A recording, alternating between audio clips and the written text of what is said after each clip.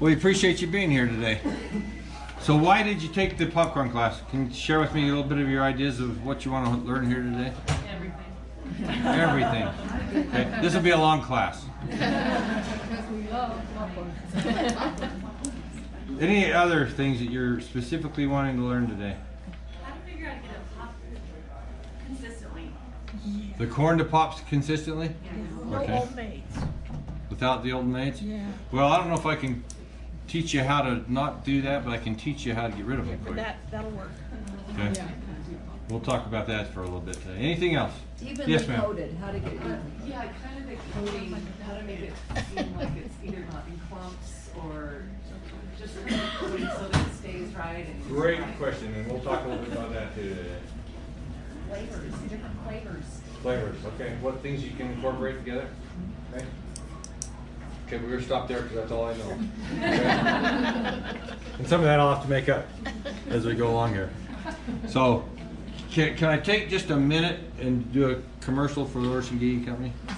Is that okay? We trapped you in here under this disguise that we're gonna do a popcorn class, but I'd love to do a little commercial about that. But it's the Orson Gee Company is a family business.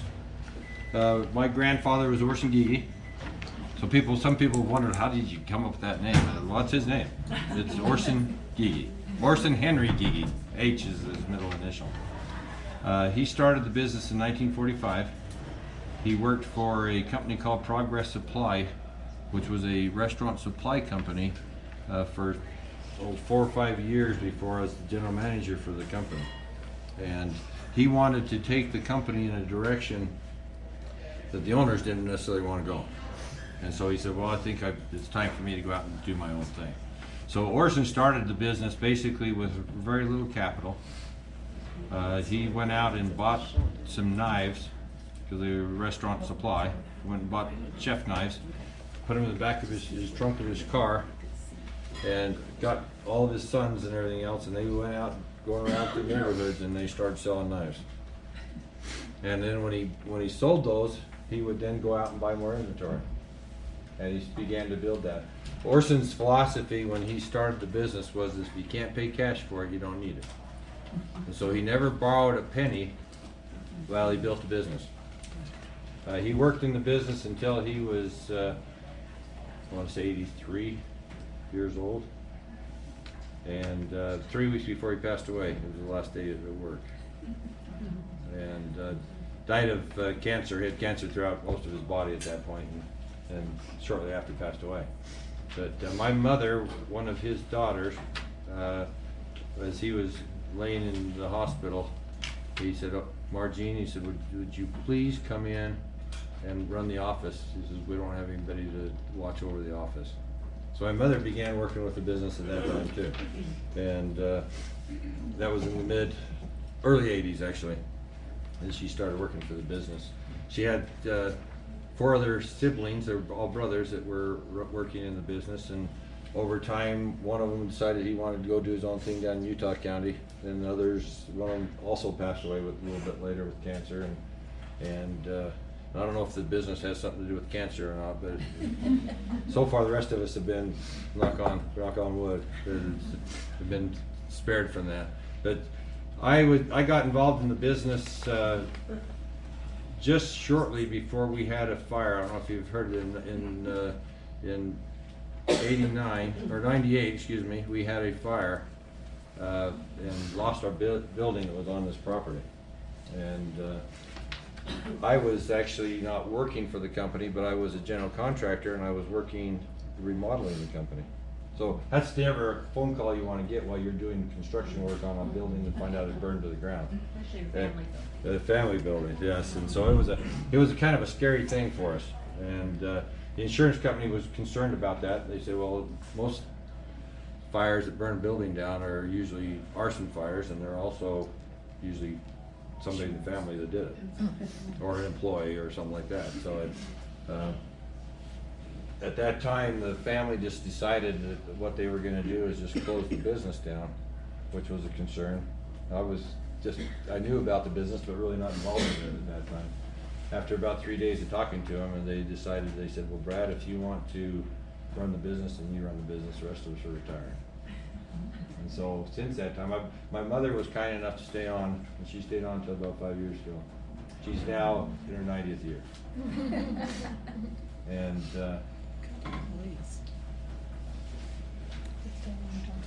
because of her desire to have the business continue on, it still exists. I'm sorry, don't mean to get emotional on this, but I was the third generation to, in a way, run the business. And they say that in most businesses, if they're gonna fail, they're gonna fail in the third generation, because the third generation usually doesn't appreciate the business like the one that really got it started on that. So my goal was to run it just long enough to turn it over to the forest so that the third generation couldn't destroy it. And so here before us today, this is my daughter Heather, who's now running the company. And this is my dear wife Mindy, who's a great support to us and has done many other titles here in this. Got a family member also, London, is also one of my uncle's granddaughters, who was my mother's brother. Is with this. This is Connie.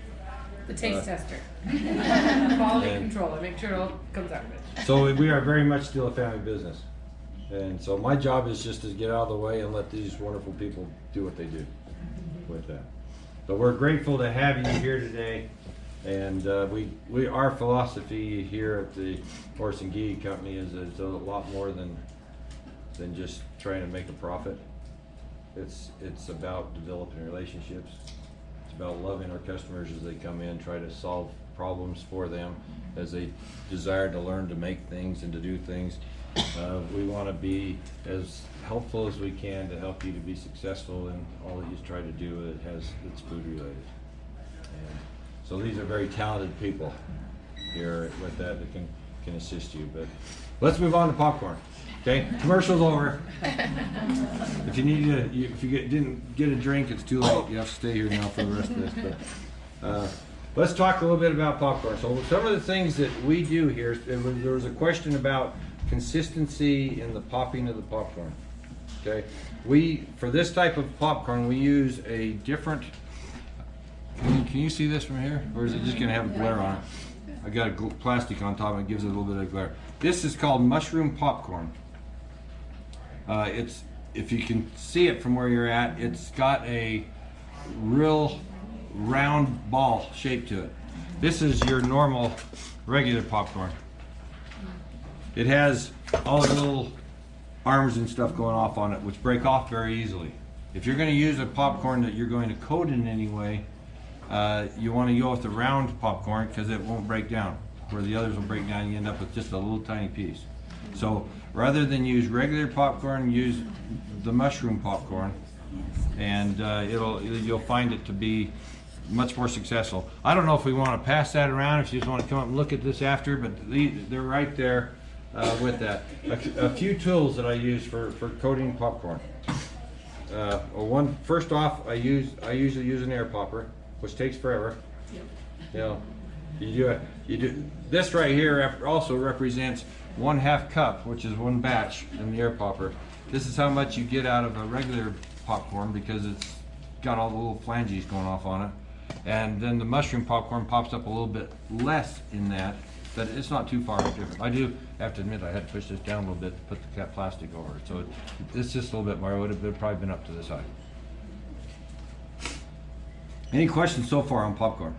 Okay, so the popcorn seed we sell in little 2.5 pound bags, or we have 50-pound bags.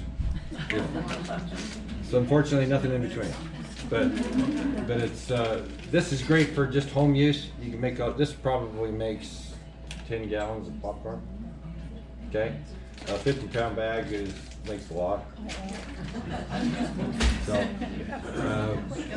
but the mushroom pop now, as far as making popcorn work well, if you buy popcorn, even if you bought the 50-pound bag, it will last for quite some time.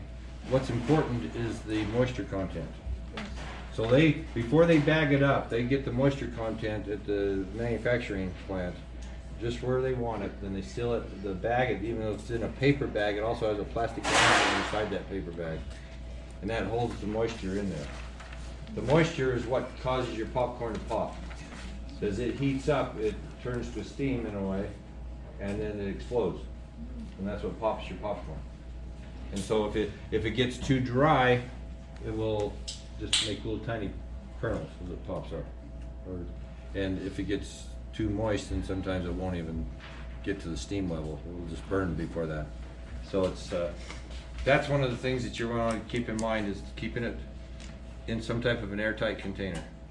Sometimes you get like the white buckets they have there, those actually breathe, and so your popcorn can dry out in it. So a plastic bag inside the white bucket, then you can seal up inside there, will help it to keep its moisture.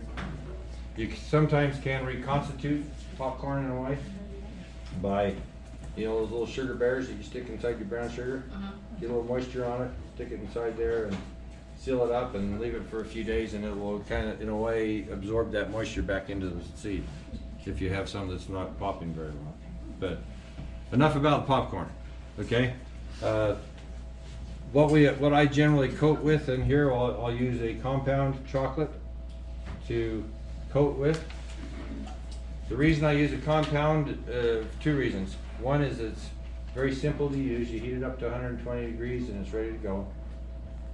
I don't know if it says that on our sheet we handed out. You may want to just keep in mind. Over the last couple of years, they have made, oh, excuse me,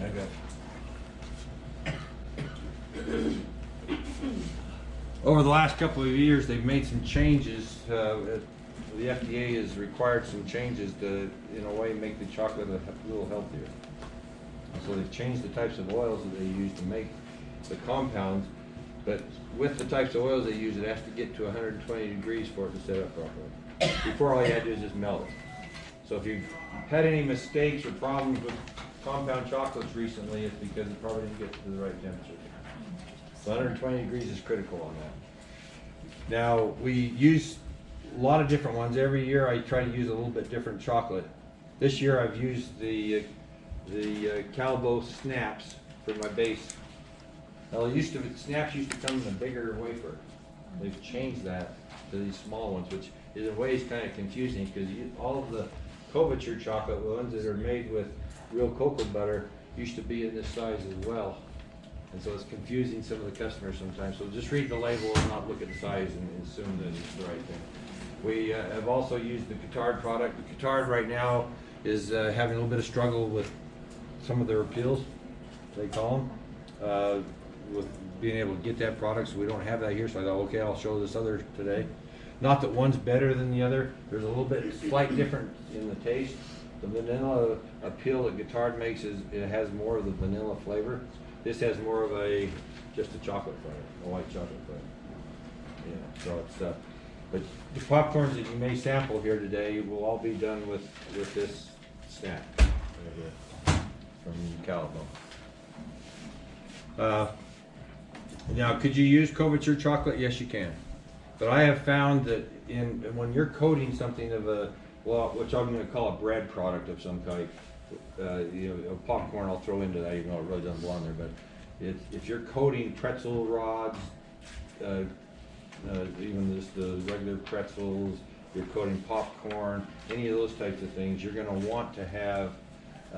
I would recommend you use the compounds. They're less expensive, they're easier to use, and you're not going to be able to tell the difference between a couverture chocolate and a compound when you introduce it to another product like that. If that makes sense. So, any questions? Okay. So I'm going to make some noise here for a second. I'm going to take some of this popcorn seed, and I'm going to put it in the popper, and we'll start making this.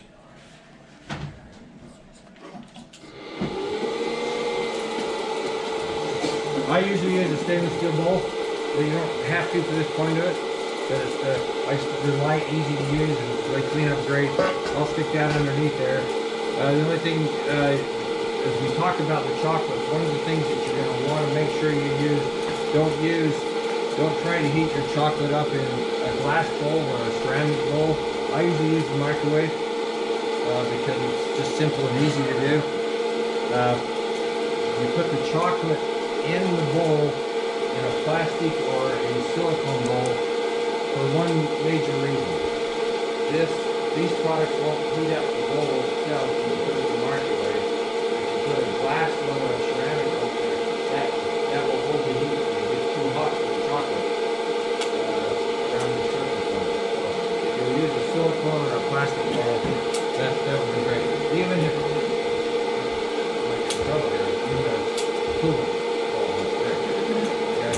even though we can sell these really nice ones. You're the one that got us hooked on this bowl. That's your fault.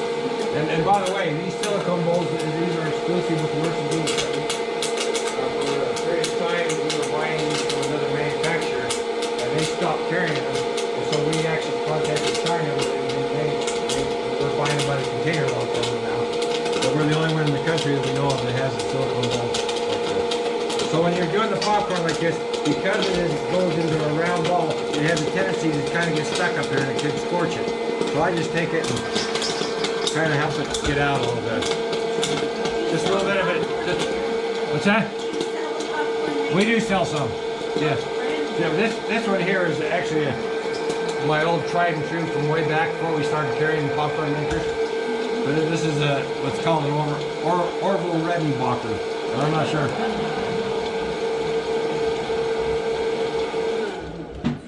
So there's and then what I'll do is I'll dump that out there, and someone asked about old maids. Okay, so there are a few old maids in here. There's probably, and that's probably not a politically correct word anymore. What that is? Yeah, I never heard that. When I grew up, they used to call them old maids. It's not politically correct anymore. I apologize. It's an unpopped popcorn seed or kernel. Okay. It sounds really bad, I'm sorry. Now what I do to get rid of that is I just grab a box, it doesn't matter, it doesn't have St. Peter's on it, but even though we have lots of those around here, and then I use a fry basket. The reason this fry basket's important is because now these have 1/2-inch holes in the bottom. It will allow the seed and anything tiny and small that didn't pop correctly to fall through it, and then you have just a big popcorn left on top. And it happens really quick. To go through, spread it out on a cookie sheet and separate it, you'll just say, forget this. So I take this, I'm gonna hold it up here, and you'll see the seeds start falling through. And then I'll just give it a little shake like that. And now there is no seed left in this at all, and it's quick. Yes, ma'am. A cooling rack will do the same thing. It could, but it'll be trying to fall off the edges all the time. Yeah. We sell both of them, so try them both. So, out there, just around the corner, there's some pop popcorn. Rather than sit here and make a bunch of batches, I forgot to bring that in here in my hurry to get this class started. It comes in 2 different sizes. This fits in your drawer a little bit better, but when you do a 1/2 cup in here, it fills this all the way up. And sometimes as you're shaking doing this, and some of the stuff will fall out. So, oh, thank you, honey.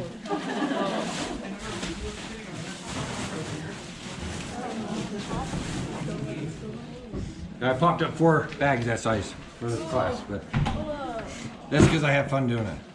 That's some of this right here is doing that. So, the most important thing about doing this is to have fun. Okay, it's very hard to mess it up. So that's why they've got me teaching this class. And I do have to, I have to kind of feel big and strong right here right now because I have been teaching this class for how many years? 5 years. This is the first time I've been able to teach in this kitchen. I'm usually out in one of those little kitchens out there with a little group of 10 people around me or something like that. So this year I graduated, so I feel so honored. So, I usually put you in that kitchen because you try to hug everyone as they do. Like 12 people at once and 60, but now that she's the boss, please go out and buy lots of this product, or otherwise I won't get a chance to do this again.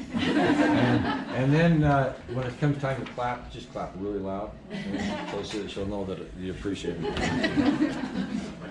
Okay, now we're back to the popcorn. So now as far as coating, have we got some? I've got white. Okay, if we've got the white. This is the machine I usually use to tumble it. Now I realize You've got space for that. It doesn't fit in the kitchen very well. It probably doesn't even fit in the garage very well, covered up with a tarp or anything like that. But we keep this one around here. This is actually a mixing product that came from Golden Metal, and we told them what we wanted to do with it, and they said, well, we've never done that before, but it's made for mixing ingredients together. And it's got some little paddles inside it. I don't know if you can see those or not, but it's dirty because I was just using it. But it does really good because it turns the popcorn for me as I'm doing it, and then I just pour the chocolate into that, and then I spread it out on cookie sheets. So, because you don't have that, we're going to learn how to do this home way. Okay. So Have you what? ever used like a Bosch or a KitchenAid? Oh, it would probably tear it to shreds. Even I've if never it's tried just it. the paddle? Oh, okay. I've never tried it, It but would smash it. It would yeah, I think it would. It's designed to kind of tear stuff as it goes through, and so I would think it would have a hard time. But this works great. Now, some people have used like a large grocery paper sack. They'll put some popcorn in it, pour the chocolate in it, and then shake it that way. But I find this is it seems more sanitary to me, and it's easy to do. So we're going to learn how to do that. So I'm going to take some popcorn. And what I'll do, because I use two bowls, is I'll fill this bowl close to full, and then leave some room as I put this other bowl over the top to be able to shake it. And so it's really only half of the volume of what I have here. And then I'll take the chocolate, and I've got a recipe on there. I think it calls for 2 cups. For how much popcorn? For just a half cup. That's probably sufficient. We're very generous. This is a little bit more than that. This is probably double that. And then I'll just take and I'll because the silicone bowls will also turn into a pouring spout, which is awesome. I'll just generously pour that on top of there. And then put this on here. And then you can just have fun. You can do whatever dances you want and shake it around.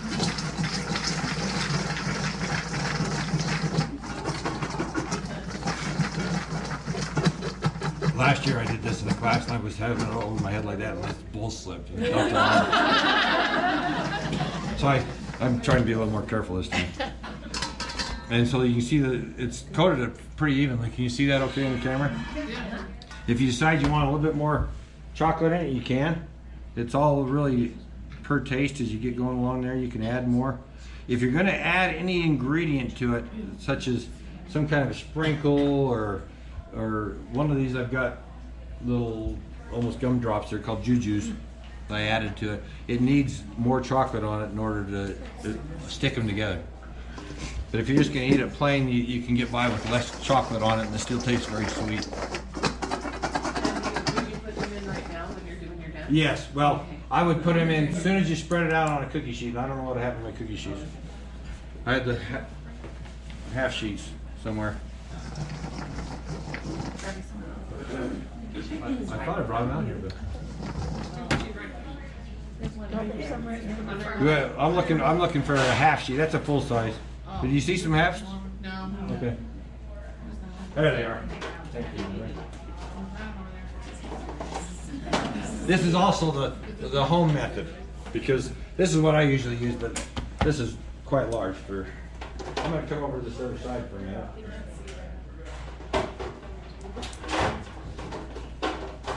Well, that probably. Let's just.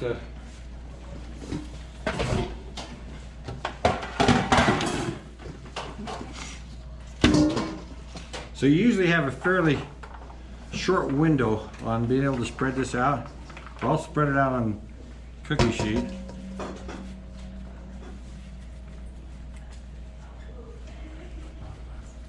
And try to get it down. If you're going to add any accent colors to it or anything like that, you want to get it down to almost one layer of popcorn instead of stacked on top of each other a lot.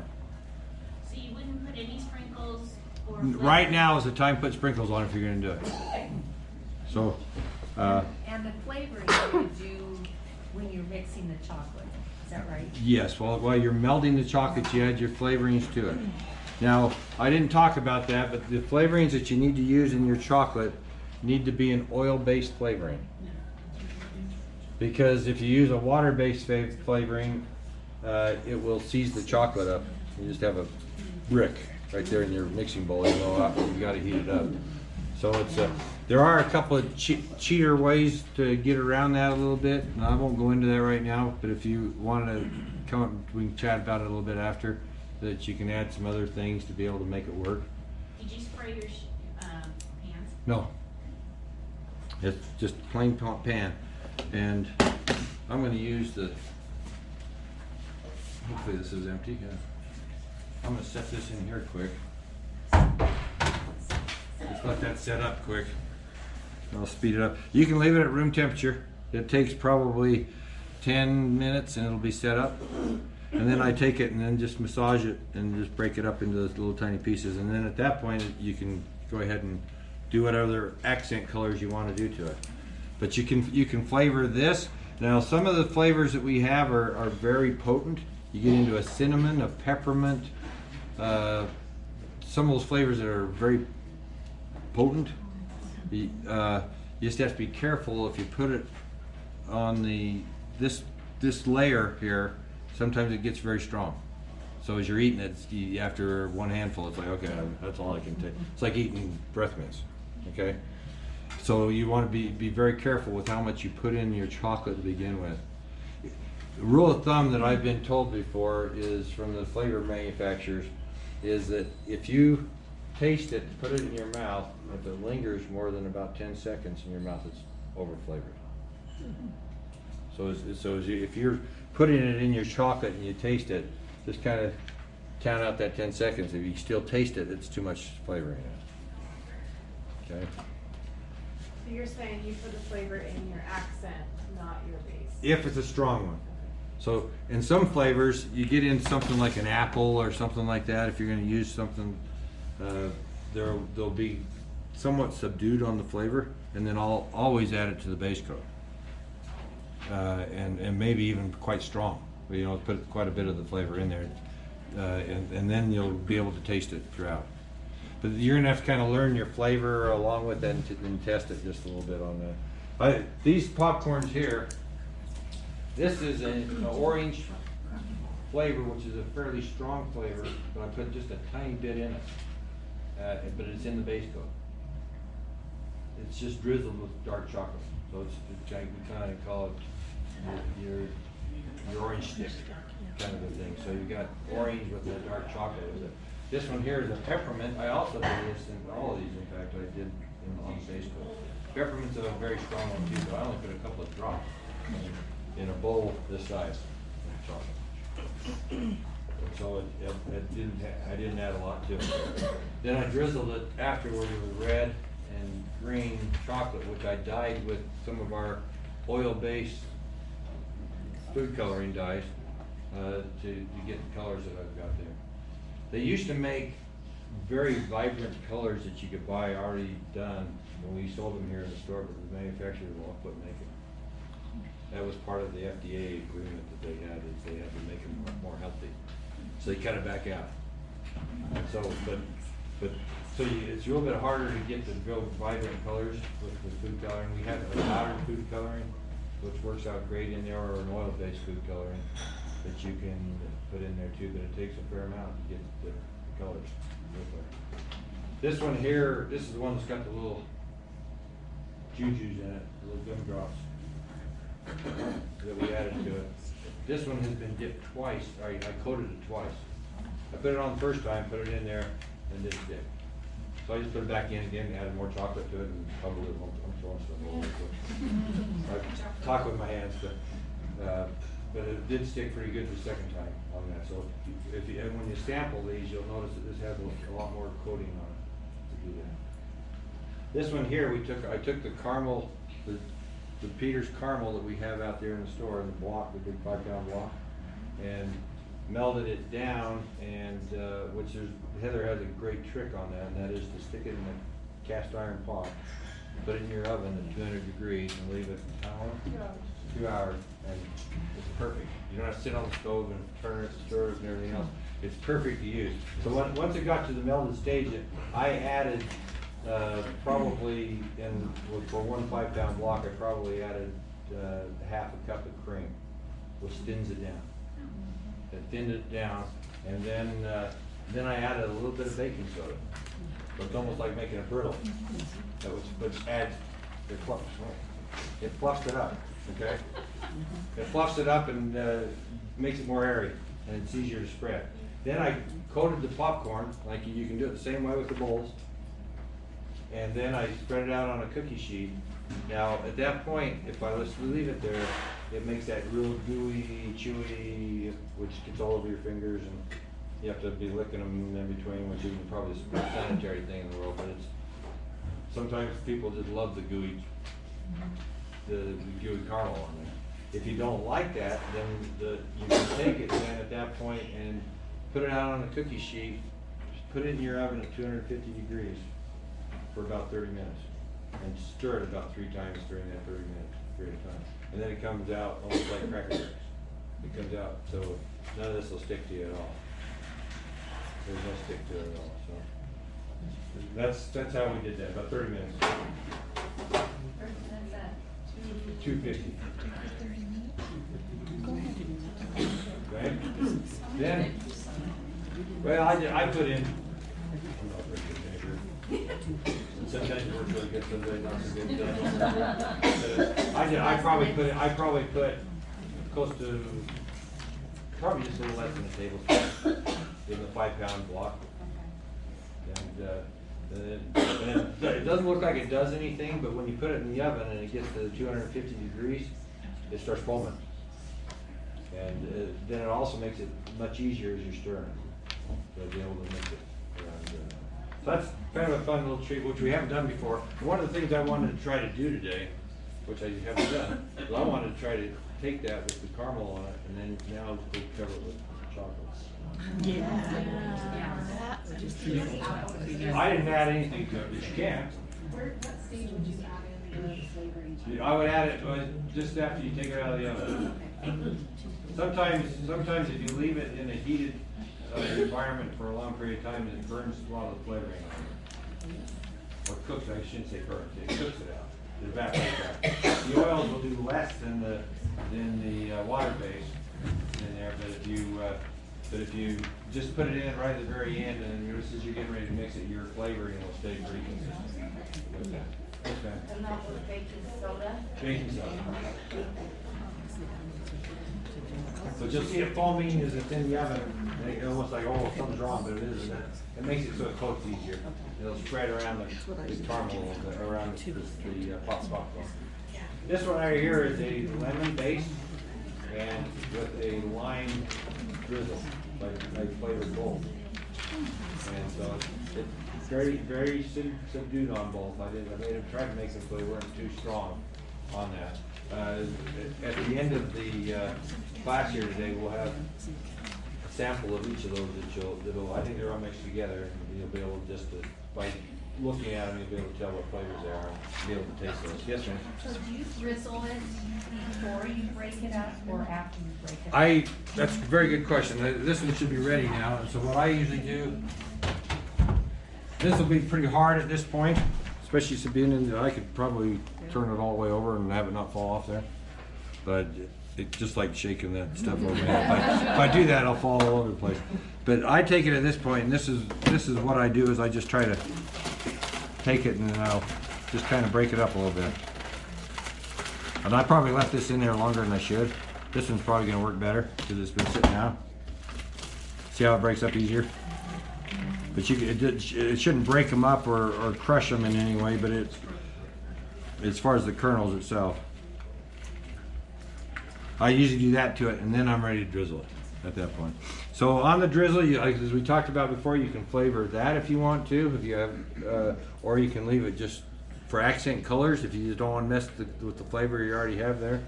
But let me just show you really quick here how we go about doing the drizzle. So I spread it out as close to one layer thick as best I can. And then this one, it just happens to be a dark chocolate. typically I'll try to use what's called a spoonula. You see how that's got a more of a bowl shape in it? Just because it holds more chocolate than this one here is just a regular spatula. I knew you were gonna say that. But this works good too. This, you just have to dip this more often than you do the other one. Okay? So I'll just take that and get it dipped in there a little bit, and then I just start doing the. Can you see that over the overhead? Yeah. Okay.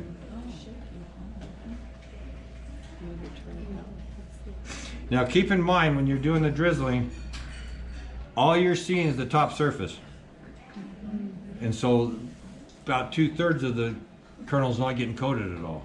And if you want, depending on what you want that to look like, I usually will do this almost to the point where it looks like, oh, that's way too much.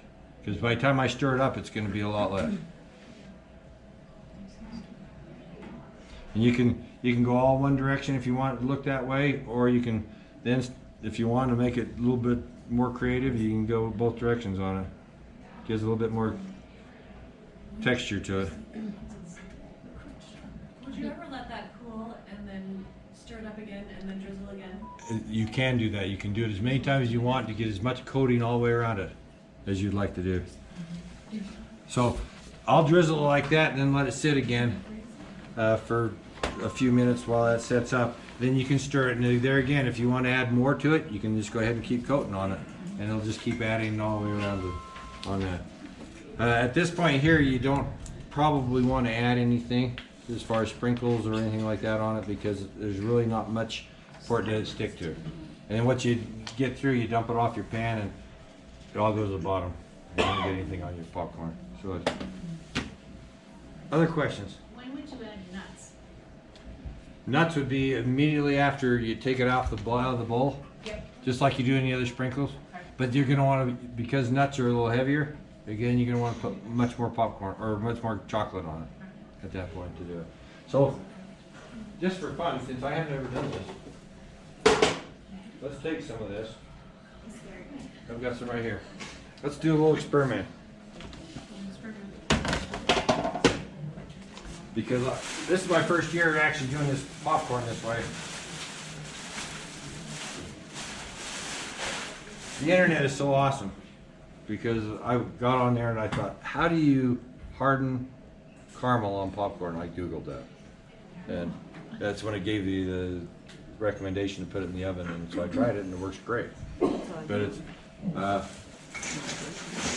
so I've never taken this caramel popcorn now and coated it and rubbed it.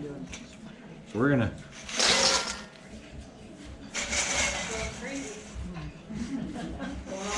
If it doesn't work, it was Heather's idea. Okay, so I've got some more of this white chocolate. Let's put some new pictures in for a second. Oh, do your dark chocolate. Yeah. Do I have anything that's heated? What did you use for your drizzle? Do you have enough? Well, I don't think it's enough. It might be a little weak. That was my fault. Yeah, that's Connie's. It's fine, I'll take it. Okay, so we're gonna pour this dark chocolate on there.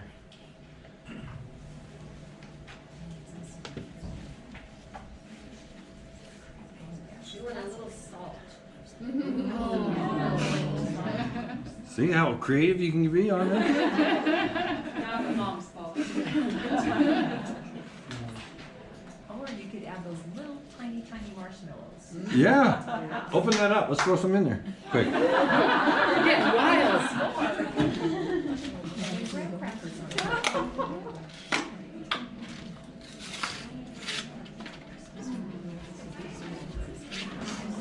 Got enough? Yeah. Okay, let's throw some of these in. Now, if I put them in at this stage, they're going to come out brown. That's right. Or you can spread it out quick and then add the white marshmallow if you want to have another accent. But if you do it at this point, they're just going to get coated just like everything else. Is that enough? No more. For good measure. Okay. And my lid, there it is. All right, let's do this before it all hardens in there. It sounds like we're making concrete, doesn't it?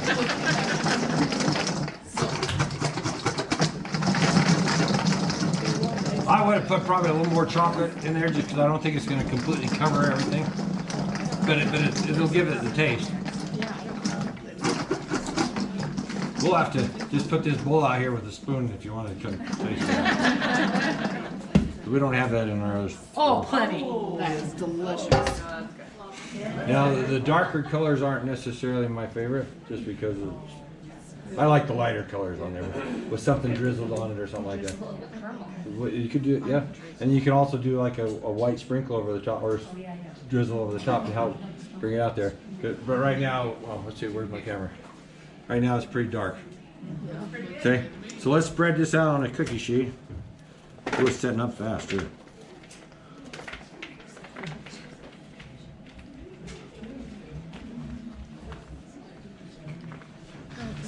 More than one cookie sheet.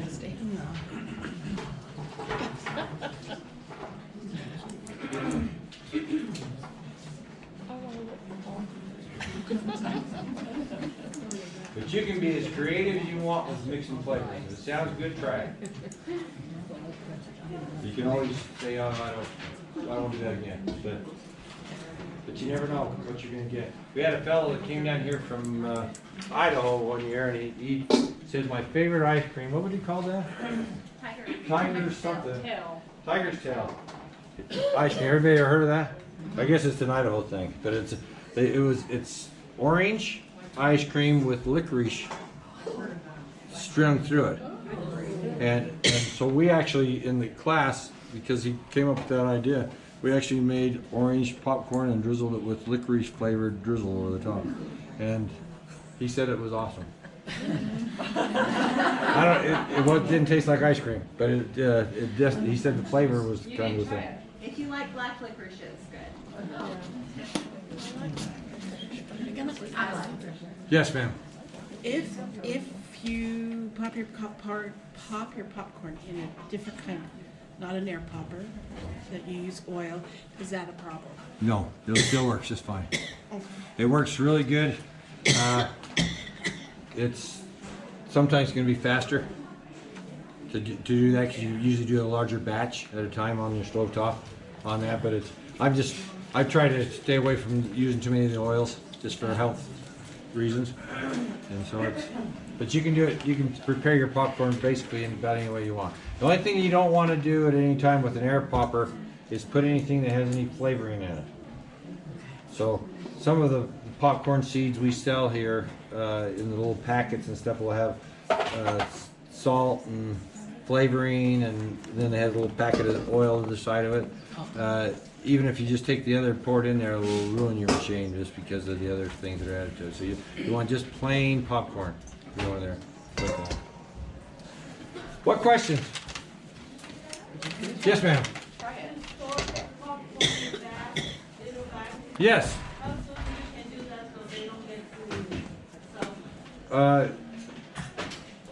This is gonna sound really bad, but I've had the popcorn out of those bags a year later and it's still good. Yeah. Not that I recommend you do that, but I find that this popcorn, once you've coated it, as long as you keep it out of if you put it in a refrigerator, it will somehow draw moisture to it and ruin it. Just leave it at room temperature and it will store for really a long time, months. Obviously, you're going to want it to be as fresh as you can if you're giving it away for gifts and different things like that. But you could do it 30 days before and you won't know the difference between 30 days and the day of. As long as you keep it in a sealed container of some kind. So it does store for a long time. You don't want to mix, if you're going to do more than one flavor together, you don't want to mix them in a bag and leave them sitting for a long time, because all those flavors will all become one at one time. You know, together, and it doesn't taste really good. So if you're going to mix them right before. You can store them separately until that time. Put them in bags for a long period. Other questions? Are we ready to give some samples out? Yeah. Oh, you are? Okay. So I guess, are we ready for another class? Oh, so I guess my time's up. So thank you so much for coming. We're actually going right out. Thank you for that. You know it's a good class.